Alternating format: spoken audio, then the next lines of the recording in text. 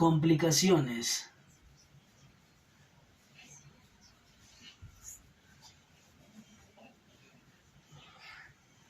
Existen bastantes complicaciones durante y después del procedimiento de la sonda nasogástrica. Los más frecuentes son la primera, epistaxis. ¿Qué significa la epistaxis? Significa que hay sangrado nasal.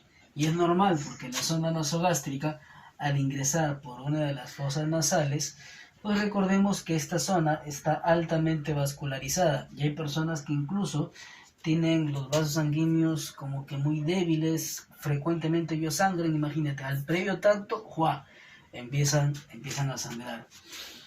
Infecciones estomacales, esto normalmente posterior a la colocación de la sonda nasogástrica.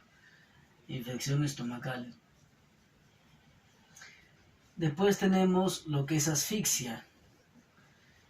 Ya hemos dicho hace un momento, si la sonda nasogástrica ingresa a vías respiratorias, pues evidentemente la persona no va a respirar. Uno lo va a notar si es que es un paciente consciente, porque se va a empezar a desesperar, le va a faltar el aire. Incluso hay personas que, si el grado de conciencia es muy alta, pues se lo sacan solo la sonda nasogástrica, producto de la desesperación. Otros son náuseas. Vamos a poner aquí náuseas y o vómitos.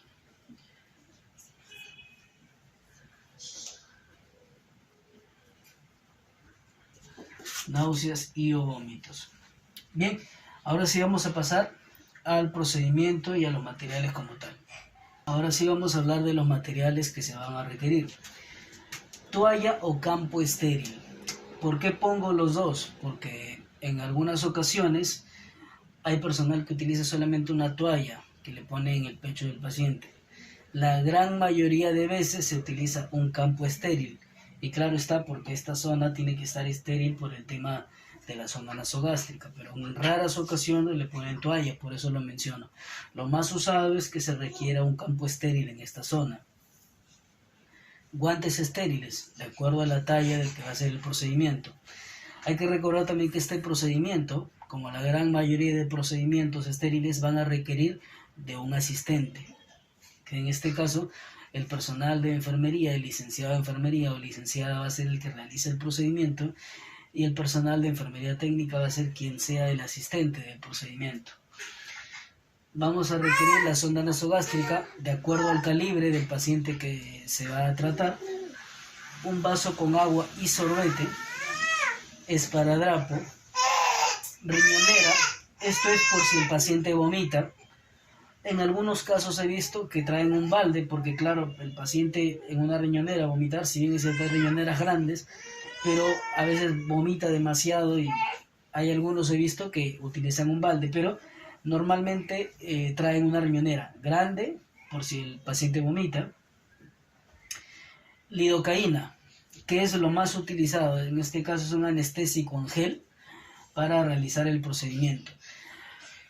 Otros tantos utilizan suero fisiológico y también tienen su forma de ver por qué utilizan suero fisiológico y no lidocaína.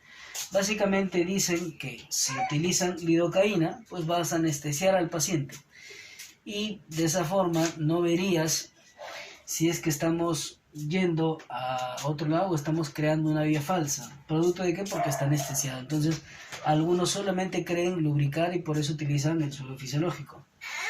El estetoscopio. El estetoscopio es muy importante para comprobar el posicionamiento de la sonda nasogástrica. Y una jeringa de 20, ya sea para la alimentación, de 20 centímetros cúbicos, o una septogeringa, que es una jeringa de 50 o de 60 ml. Ahí está.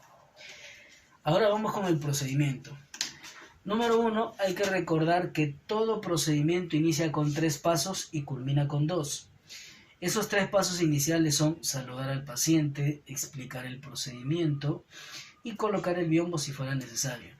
Tú saludas al paciente porque recordemos que la educación es importante, recordemos que es importante familiarizarnos con el paciente.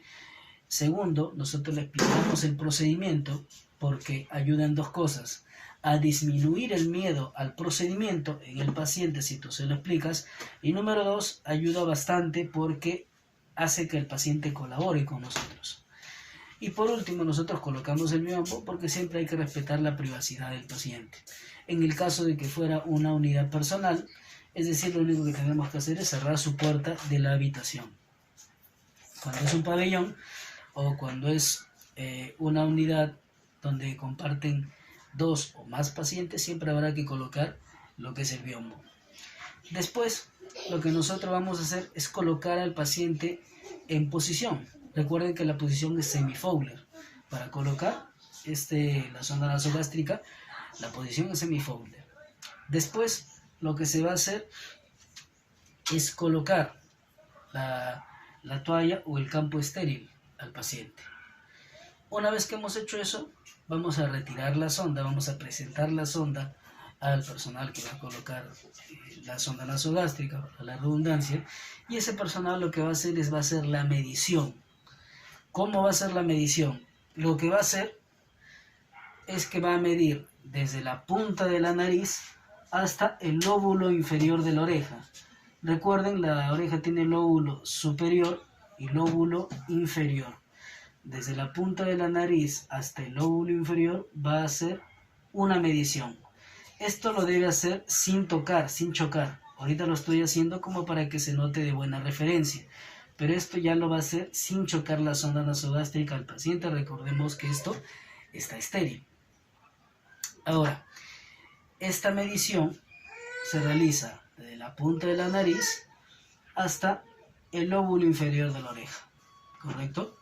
Ahora, después lo que se va a realizar es otra medición desde el lóbulo inferior de la oreja hasta el apéndice sifoides.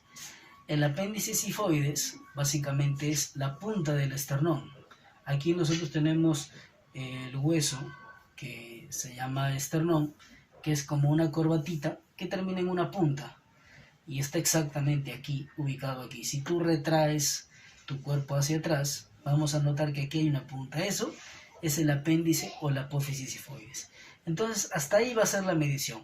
Cuando nosotros hagamos ya esa medición, el personal de salud puede optar por diferentes cosas, por simplemente hacer una pequeña muesca de esta forma, o hay personas que con esparadrapo, una pequeña y mínima tirita, hacen una pequeña marca.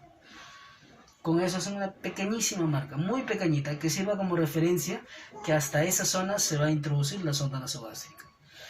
Ahora, hay que recordar que ya en el momento preciso que se va a hacer el procedimiento, el asistente lo que tiene que hacer es colocar la lidocaína en gel o el suero fisiológico en el guante del personal de salud. Entonces, la persona que va a colocar la sonda lo que tiene que hacer es esto.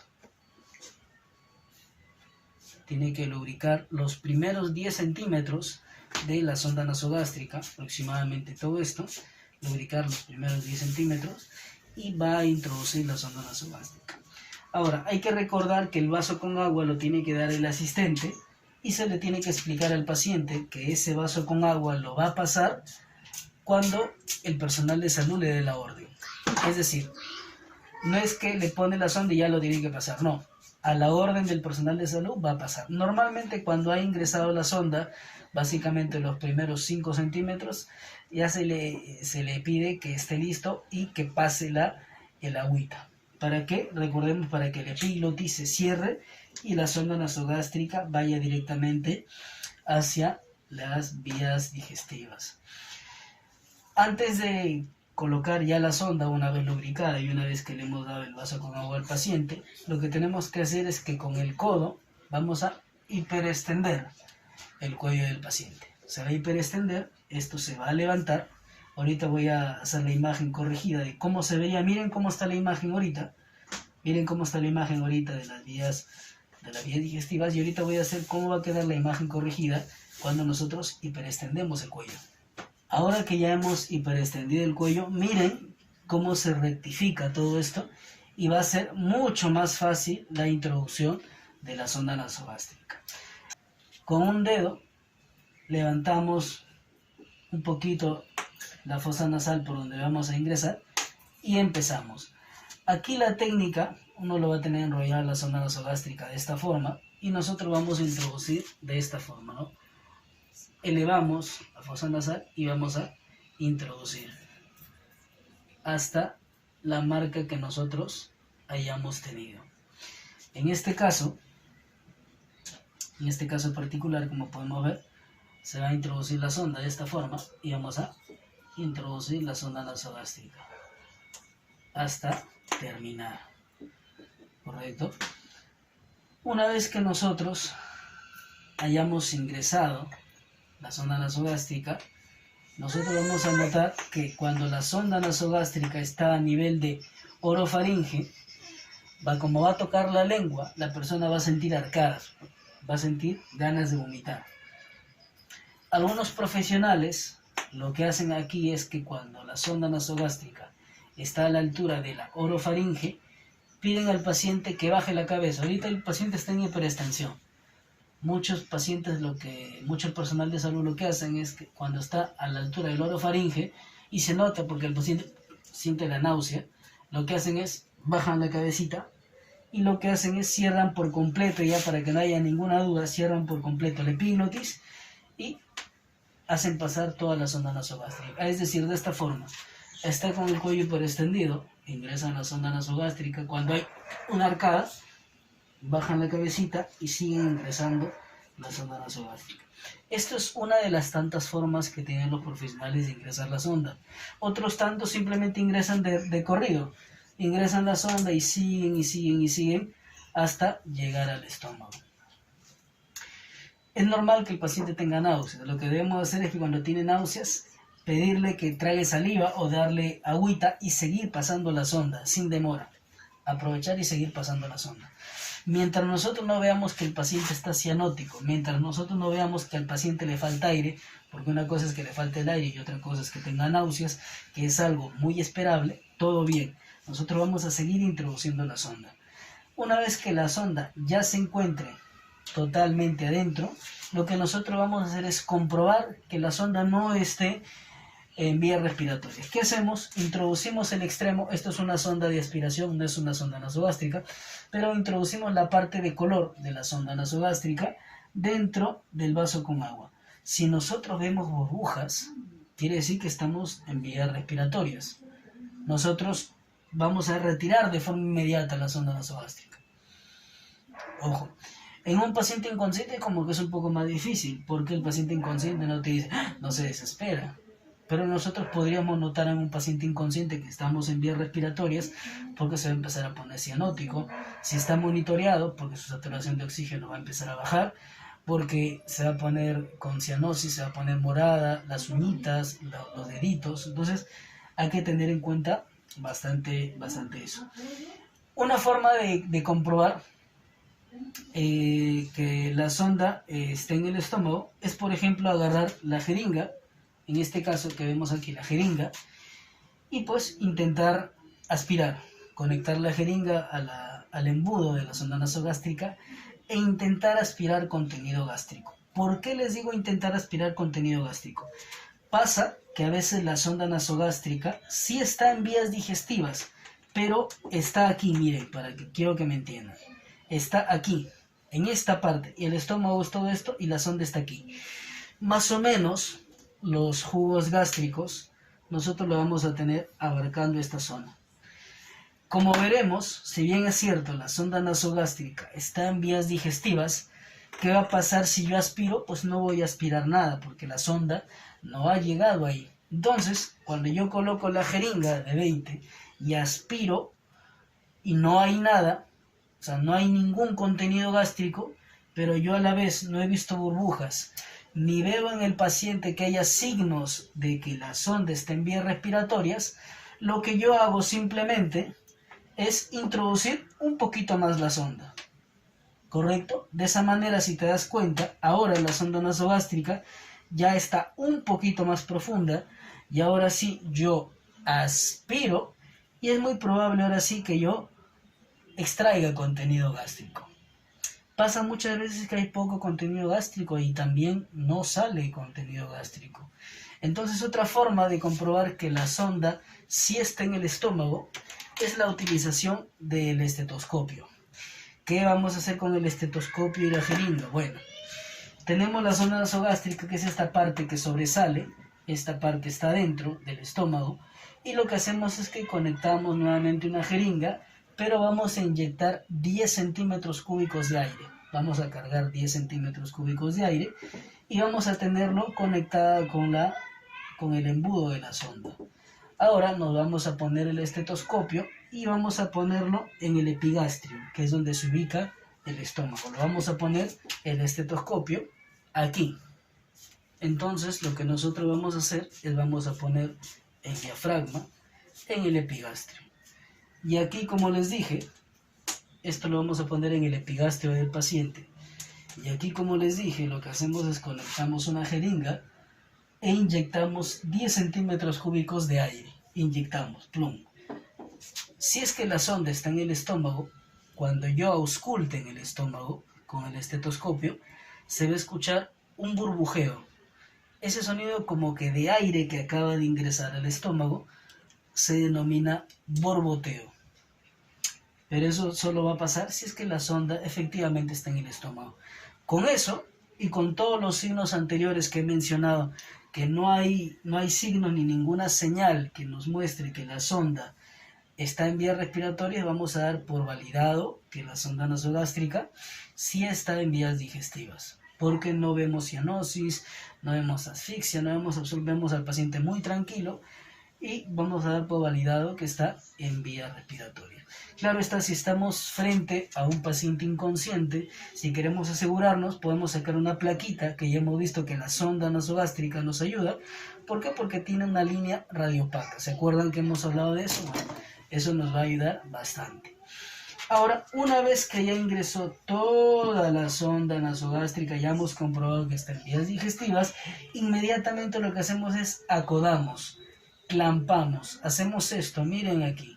¿Para qué? Para que no ingrese por el embudo, no ingrese aire al estómago y no me genere cólicos en el paciente.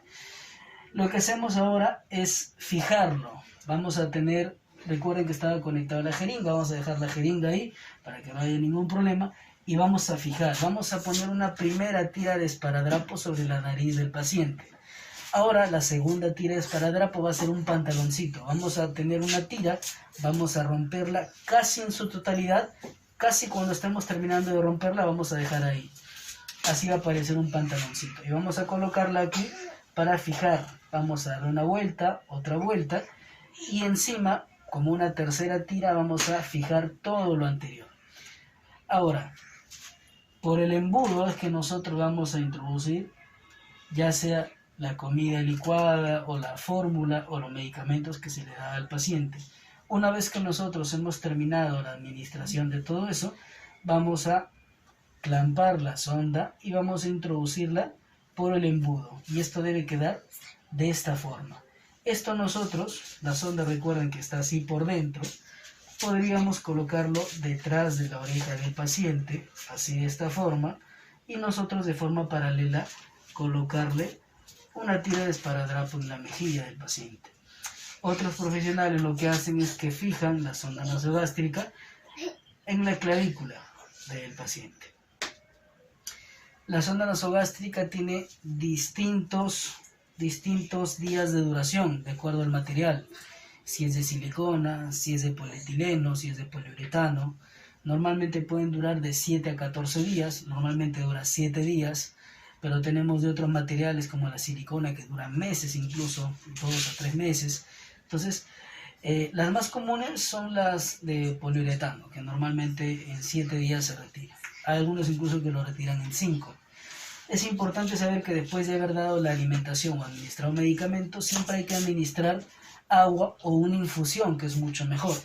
¿Por qué la infusión o el agua? Para lavar los restos de comida o medicamento que hayan quedado dentro de la sonda. Y aparte, una infusión, como les dije, es mejor porque no solamente va a lavar la sonda, sino que además va a ayudar a la digestión del paciente.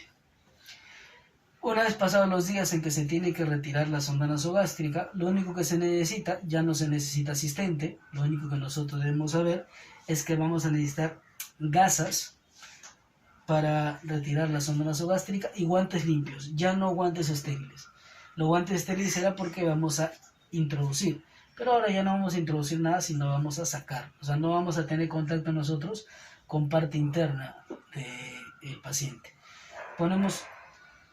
Desfijamos todos los esparadrapos, ponemos una gasa debajo, hay que tener siempre una riñonera por si acaso, por si el paciente vomita, y debemos tener papel toalla para que el paciente se suene la nariz después. Ponemos abajo de la sonda, ponemos las gasas y se retira en un solo movimiento. Una vez que hemos retirado, pedimos al paciente que con el papel toalla se suene la nariz. Y por último, todo procedimiento culmina con dejar cómodo al paciente y dejar la unidad ordenada.